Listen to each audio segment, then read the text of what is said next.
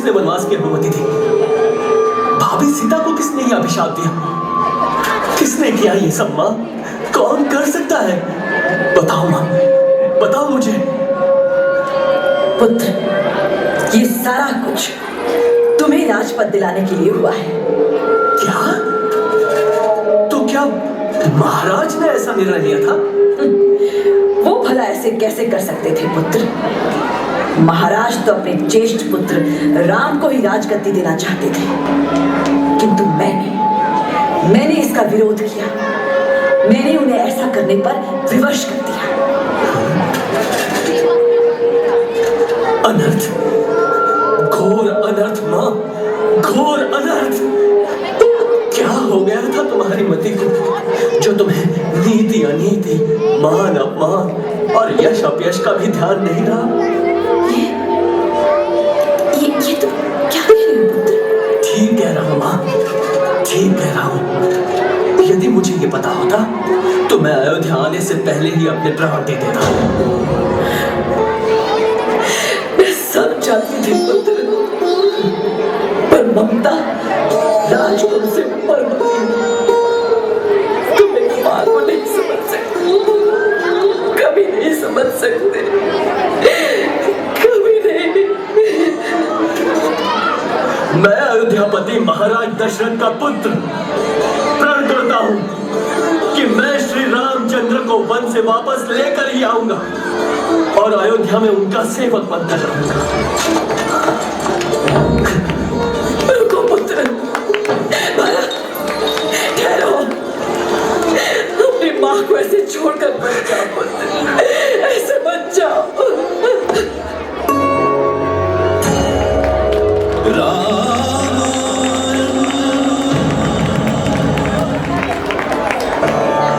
कैकेयी के कृत्य से आहत भरत श्री राम को लेने के लिए वन के रास्ते पर निकल पड़े थे। उनकी विशाल सेना और जाने कितने ही अयोध्यावासी उनके साथ होते थे। इसी रास्ते पर वो सारे लोग विश्राम कर रहे थे, पर भरत की आंखों में नींद नहीं थी। वो तो राम की यादों में खोए हुए थे। वो सारे दृश्य एक एक कर उनकी आंखों के सामने घूम रहे थे जो उन्होंने आज तक राम के साथ बिताए थे। सेना के साथ भरत को अपनी ओर आता देखकर लक्ष्मण क्रोध से कांपने लगे। उनके हाथ धनुष पर कस गए। उस पर यदि उनके धनुष से बाण निकल जाता तो कैसी अनहोनी हो जाती। तुम कैसे बातें कर रहे हो सौमित्र? महारानी कैकेयी ने जो कुछ भी किया है उसे देखने के बाद उनके पुत्र पर आप विश्वास कर सकते हैं तो कीजिए, मैं नहीं करूंगा। इन्हें रोकिए स्वामी। रुक जाओ लक्ष्मण, रुक जाओ, नहीं तो आज वो हो जाएगा जो कभी होना नहीं चाहिए।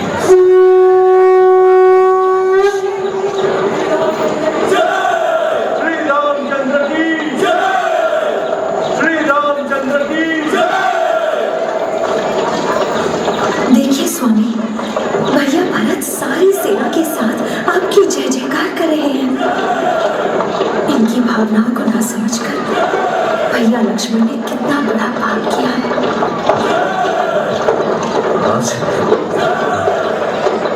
देखो कैसे भागे चले आ रहे हैं हमारी ओर। उनके आंसू थमे नहीं थमते।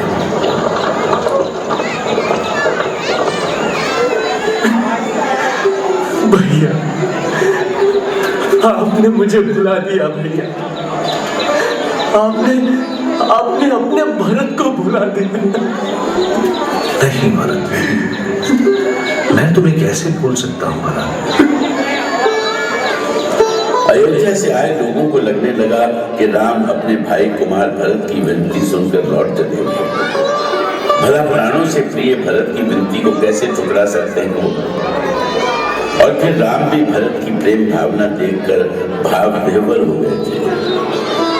जब दोनों भाई एक दूसरे के गले से लगे तो भावनाओं का विशाल सागर गहराने लगा। इस सृष्टि ने आज तक भाई भाई का ऐसा मिलन नहीं देखा।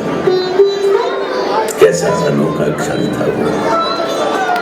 उस घड़ी को याद करके आज भी आंखें भर आती। राम और भरत का मिलन देखकर स्वर्ग के देवता भी भाव विह्वल हो गए थे।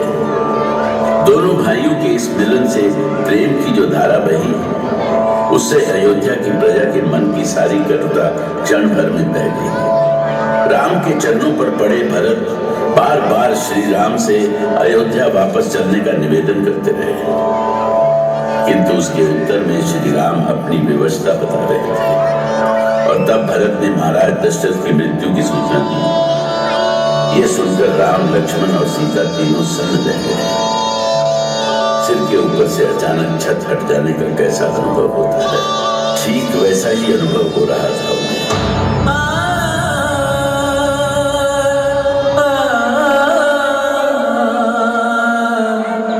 भरत, नहीं भरत, ये नहीं हो सकता, नहीं हो सकता।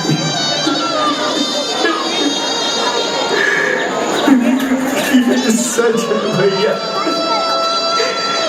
ये सच है। पिताश्री नहीं रहे,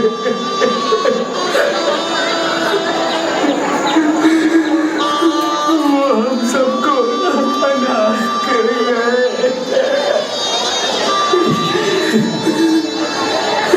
ये तुम क्या कह रहे हो भरत?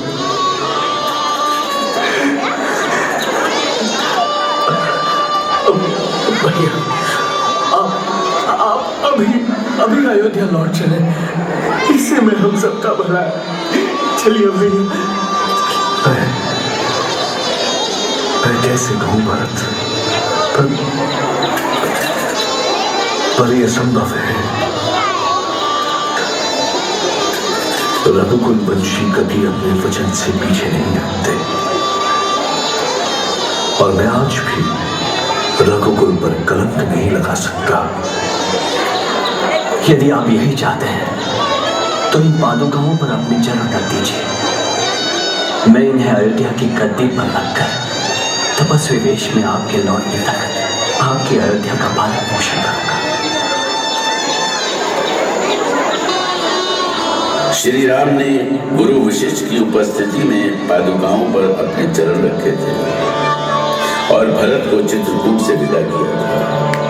भरत उन पादुकाओं को लेकर अयोध्या से कुछ दूर नंदीग्राम में आए और बड़ी श्रद्धा पूर्वक उनकी पूजा की। और इसी नंदीग्राम में उन्होंने 14 साल बिताने की प्रतिज्ञा की थी। राम लक्ष्मण गोदावरी तट के समीप पर्णकुटी डालकर वहां निवास करने लगे। राम के वहां रहने से आसपास के मुनिगण निश्चिंत हो गए, परंतु ये क्षेत्र असुरों के आतंक से पीड़ित था। एक दिन राक्षस राज रावण की बहन शूर्पणखा आकाश मार्ग से विचरण करते हुए उस क्षेत्र में पहुंच गई। धरती पर उतरते ही उसने ऋषियों के हवन कुंड की अग्नि को अपनी भयानक आंधी जैसी फूंक से बुझाना शुरू कर दिया। उनके आश्रमों को उजाड़ दिया। शूर्पणखा एक भयानक राक्षसी थी। पंचवटी में उसका अत्याचार दिन ब दिन बढ़ता जा रहा था। दंडक वन में रहने वाले ऋषि महर्षि उसके अत्याचार से सहमे हुए थे। फिर वो दिन भी आया जब शूर्पणखा ने श्री राम, लक्ष्मण और सीता का नाम भी सुना। उन्हें ढूंढती हुई वो एक दिन उनकी कुटी के पास पहुंची। वो उन्हें देखते ही कुचल देना चाहती थी, पर जब उसने अवध कुमार का रूप देखा तो उसका मन बदल गया। वो तो उस पर मोहित हो गया।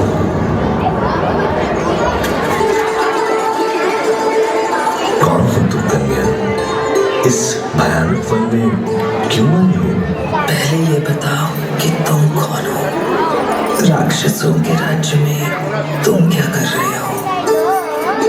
देखने में तो तपस्वी लगते हो, पर कंधे पर धनुष बाण। मैं अयोध्यापति महाराज दशरथ का पुत्र राम हूँ।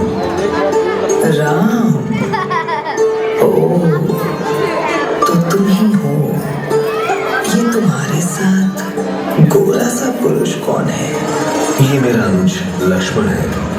पर तुमने तो अपने बारे में कुछ बताया ही नहीं कि तुम कौन हो, कहां से आई हो। और क्या तुम्हें राक्षसों से डर नहीं लगता? तुम जैसी सुंदर कन्या को तो वो देखते ही मार डालेंगे।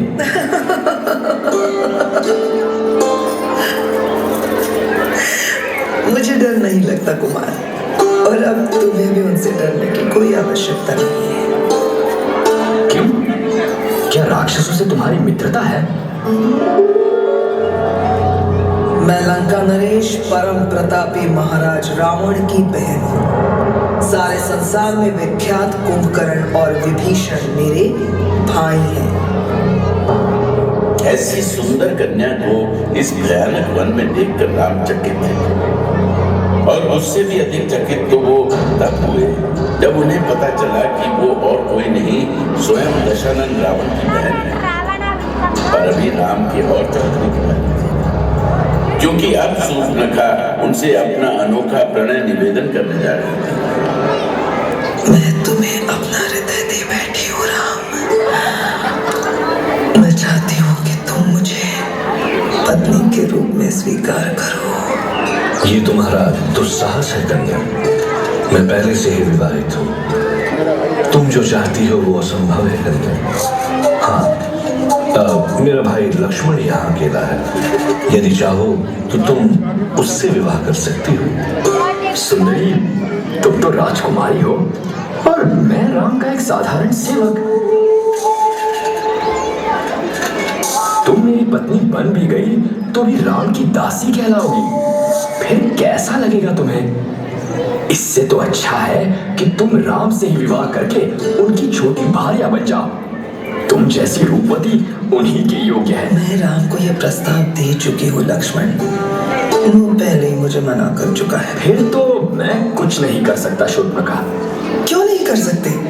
तुम कैसे पुरुष हो? एक स्त्री के प्रणय निवेदन का अपमान कर रहे हो। बस, मुझे जो कहना था मैं कह चुका। अब बार बार निवेदन कर तुम मेरा क्रोध मत जगाओ। मेरी दृष्टि से दूर हो जाओ शूर्पणखा। मुझे क्रोध बहुत जल्दी आता है। मेरे धीरज की परीक्षा मत लो। तुम एक सुनहरा अवसर गवा रहे हो कुमार। तुम नहीं जानते कि मैं तुमसे बलपूर्वक भी विवाह कर सकती हूँ। जाओ शूर्पणखा, चली जाओ यहाँ से। मेरा क्रोध भड़क रहा है, उसमें और घी मत डालो। ठीक है, अब मैं राम से ही विवाह करूंगी, पर उससे पहले उसकी पत्नी सीता को मारूंगी। तब तो ना नहीं कहेंगे ना वो। क्रोध से भरकर शूर्पणखा सीता के पास पहुंची और आंधी की तरह उन पर झपट पड़ी। लक्ष्मण ने सीता को उससे दूर हटाया। इस बात पर शूर्पणखा क्रोधित होकर लक्ष्मण पर टूट पड़ी थी, और लक्ष्मण ने एक ही प्रहार से उसके रूप के दम्भ को चूर चूर कर दिया था।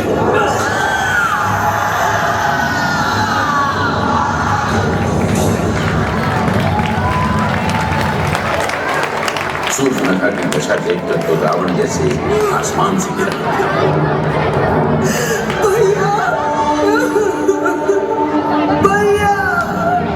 शूर्पणखा, तुम्हारी ये दशा ये कैसे हुआ शूर्पणखा?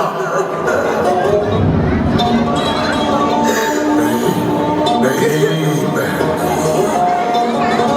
लंकेश रावण की बहन अपनी व्यथा आंसुओं से नहीं धो सकती। इतनी कायर नहीं हो सकती मेरी बहन। बोलो तुम्हारी ये दशा कैसे हुई?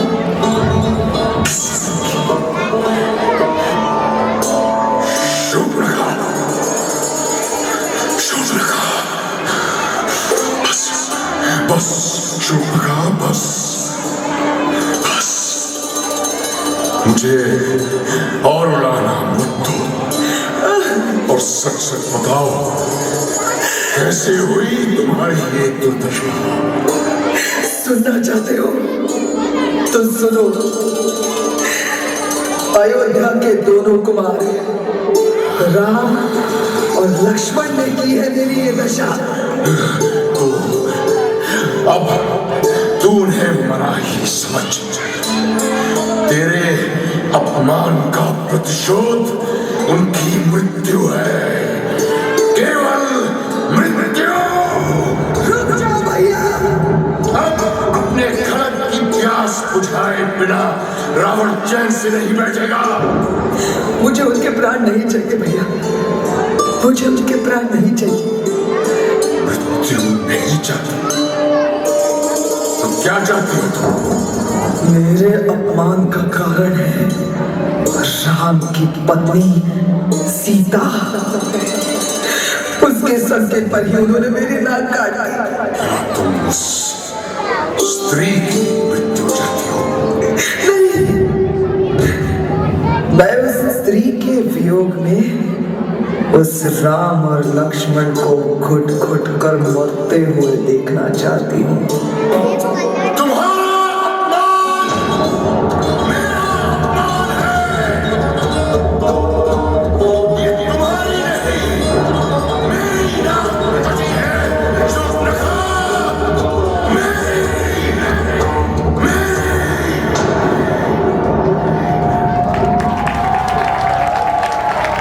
रावण के क्रोध से दसों दिशाएं कांप गई, धरती बोलने लगी। और तब उसने शूर्पणखा को विश्वास दिलाया कि वो जो चाहती है वो ही होगा। तीनों लोकों में अपनी प्रभुता सिद्ध कर चुके लंकेश रावण के लिए अपनी बहन शूर्पणखा का अपमान असहनीय था। वो प्रतिशोध के लिए लंका से अकेला ही निकल पड़ा। मारीच, मारीच, कहाँ हो? मारीच, हम राम से प्रतिशोध लेंगे। नहीं, ऐसा अनर्थ ना करे लंकेश। अनर्थ तो उस राम ने किया है, उसके भ्राता लक्ष्मण ने किया है, उसकी पत्नी सीता ने किया है। उन्होंने ऐसा क्या किया है महाराज? मेरी बहन शूर्पणखा की मानहानि की है उसने।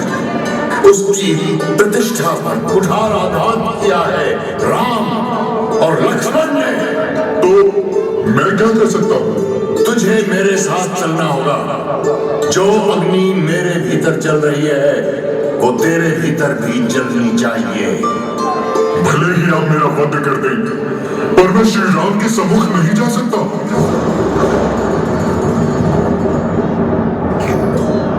आप नहीं जानते लंकेश कि उन्हीं श्री राम ने मुझे अपने एक वार से 100 योजन दूर फेंका है।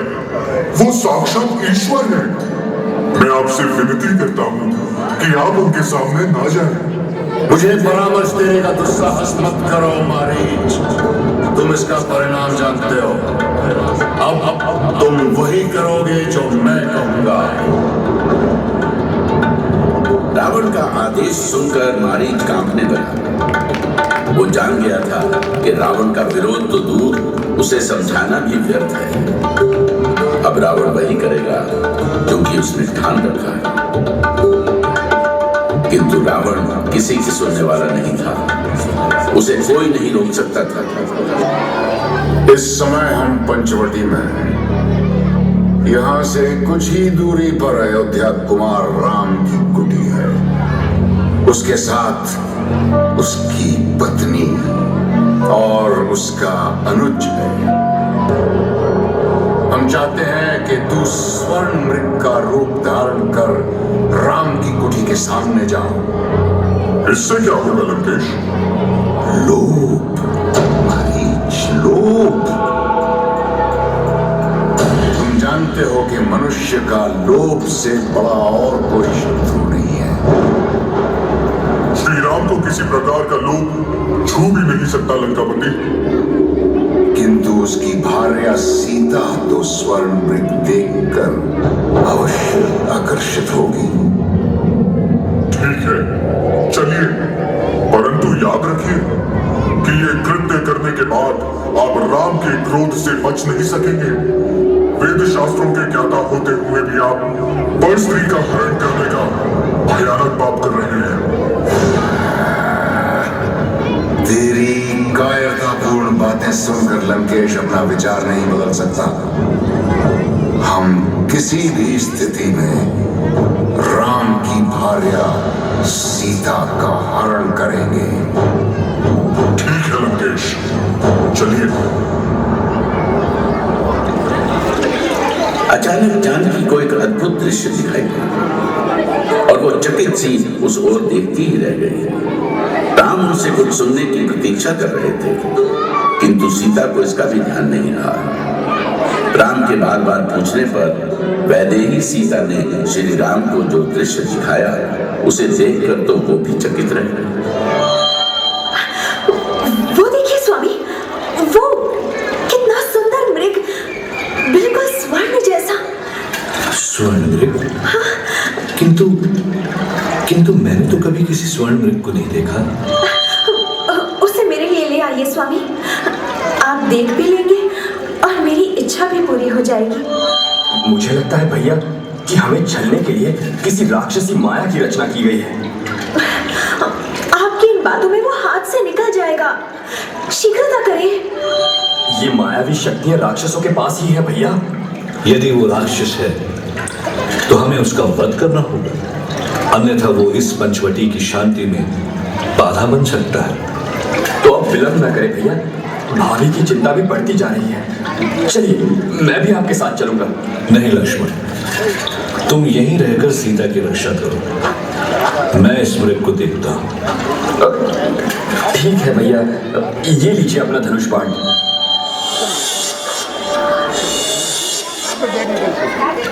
ओम